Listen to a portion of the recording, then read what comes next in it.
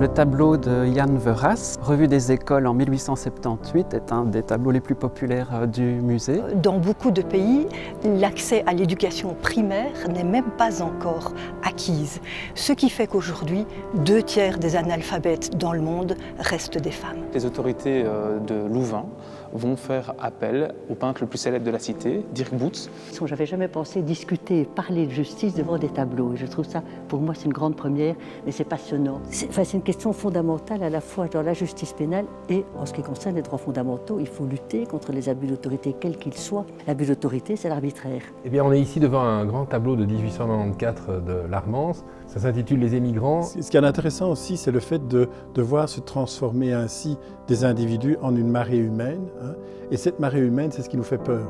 Et c'est comme ça que c'est malheureusement trop souvent perçu. Dit is een beeld dat we vandaag inderdaad terugzien in 2015 in Oost-Europa, vandaag in Midden-Amerika en verschillende andere delen van de wereld. En France, une femme meurt tous les 3 jours sous les coups de son conjoint. La violence faite aux femmes ou les violences faites aux femmes ne sont pas des faits divers isolés, mais elles relèvent d'une violence structurelle, systémique. On constituait un mouvement ouvrier qui a progressivement revendiqué ce qu'on appelle aujourd'hui le respect des droits sociaux. Droit au logement, droit à la santé, droit à l'alimentation, droit à la sécurité sociale. Mais à l'époque, on n'a rien. David Almech, en sculpteur, imaginait une masse de plâtre et c'est finalement ses mains qui vont aller chercher ce plâtre et qui vont constituer progressivement la figure. Il est clair que lorsque l'on quitte un endroit pour se rendre dans un autre, pour y reconstruire une vie, eh bien, il va falloir se reconstruire aussi. Et il est clair que la peine de mort, quels que soient les crimes que l'on peut reprocher à celui qui est jugé, qui est condamné, eh bien, le droit à la vie doit l'emporter sur les crimes qu'il a pu avoir commis.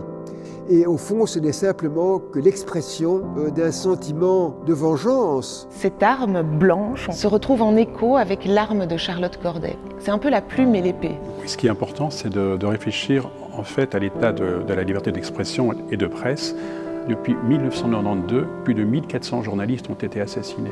Er is gelijkheid nodig van alle mensen, ongeacht hun leeftijd, hun geslacht, hun seksuele oriëntatie. C'est vrai que ce tableau a été peint au XVIIe siècle, lorsque l'Inquisition pratiquait des tortures. Les démocraties, lorsqu'elles se sentent menacées, ont très vite ce réflexe d'invoquer la torture et de dire que c'est un élément essentiel, un mal pour lutter contre un plus grand mal. Maar de kleuren komen ook niet helemaal overeen met de werkelijkheid. Kinderen zien de wereld ook een beetje anders en misschien zien wij nu de wereld door hun ogen. Sa propre critique face à cette société qui en veut à la liberté de l'artiste. Et donc le masque, plutôt que caché, montre ici. Les forces vitales d'une société, c'est grâce à cette liberté de création, à cette liberté d'expression que les sociétés se développent et s'humanisent.